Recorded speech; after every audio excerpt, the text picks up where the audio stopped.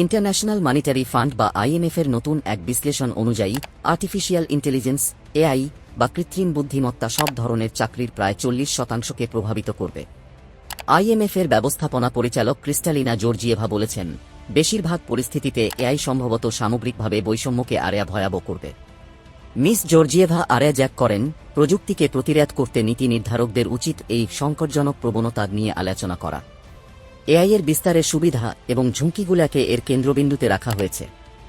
IMF বলছে, AI উন্নত অর্থনীতির একটা বৃহৎ অংশের চাকরিতে প্রভাব ফেলবে। এটা প্রায় 60% মতো। এর অর্ধেক ক্ষেত্রে কর্মীরা এআইয়ের একাগ্রতা থেকে সুবিধা পাওয়ার আশা করতে পারে, যা তাদের উৎপাদনশীলতাকে সমৃদ্ধ করবে। এআইয়ের সেসব কাজ করার ক্ষমতা রয়েছে যা এখন মানুষ করছে। এটা শ্রমের চাহিদা কমাতে পারে, মজুরিতে প্রভাব এবং এমনকি চাকরি চলে যাওয়ার মতো ঘটনা ঘটাতে পারে।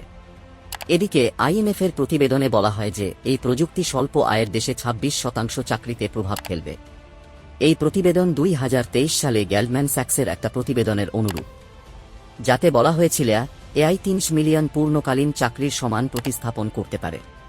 কিন্তু আরেয়া বলা হয়েছে, উৎপাদনশীলতা বৃদ্ধির পাশাপাশি নতুন চাকরিও হতে পারে।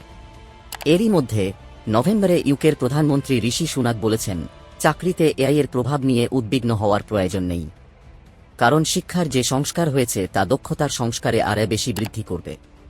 মিস জর্জিয়েভা বলেছেন, বেশিরভাগ দেশের এআইয়ের সুবিধা ব্যবহারের মতো অবকাঠামো বা দক্ষ জনশক্তি নেই।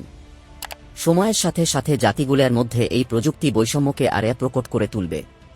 আরেয়া সাধারণভাবে বলা যায়, এআই প্রযুক্তি গ্রহণ করার পরে উচ্চ আয় এবং তরুণ কর্মীরা তাদের মজুরি অসমভাবে বৃদ্ধির বিষয়টি দেখতে পাবে। আইএমএফের বিশ্বাস, নিম্ন আয় এবং বৃদ্ধ কর্মীরা পেছনে পড়ে যাবেন এআই প্রযুক্তির কারণে। সুইজারল্যান্ডের দাভোসে ওয়ার্ল্ড ইকোনমিক ফোরামের বৈঠকে যখন বৈশ্বিক ব্যবসা ও রাজনৈতিক নেতারা একত্র হয়েছেন, তখনই আইএমএফের এই বিশ্লেষণ এলেয়া। চ্যাটজিপিটির মতো অ্যাপ্লিকেশনের জনপ্রিয়তা বাড়ার পর এআই আলোচনায় আসে। বিশ্বব্যাপী প্রযুক্তি এই বর্ধিত নিয়ন্ত্রণের সম্মুখীন হচ্ছে। গত মাসে ইউরোপিয়ান ইউনিয়নের কর্মকর্তারা এর ব্যবহার নিয়ন্ত্রণে বিশ্বের প্রথম আইনের একটি অস্থায়ী চুক্তিতে পেছেছেন। চীন এর উপর বিশ্বের প্রথম জাতীয় বিধান প্রবর্তন করেছে, যার মধ্যে অ্যালগরিদমগুলি কিভাবে তৈরি এবং স্থাপন করা যেতে পারে সে সম্পর্কিত নিয়মগুলি অন্তর্ভুক্ত করা হয়। প্রেসিডেন্ট বাইডেন অক্টোবরে একটি নির্বাহী আদেশে স্বাক্ষর করেছিলেন, যা ডেভেলপারদের মার্কিন সরকারের সাথে এআই সম্পর্কিত সুরক্ষা ফলাফলগুলি শেয়ার করতে বাধ্য করে। পরের মাসে যুক্তরাজ্য একটি এআই সেফটি সামিটের আয়োজন করেছিল, যেখানে প্রযুক্তির নিরাপদ উন্নয়নের বিষয়ে একটি ঘোষণাপত্রে একাধিক দেশ স্বাক্ষর করেছিল।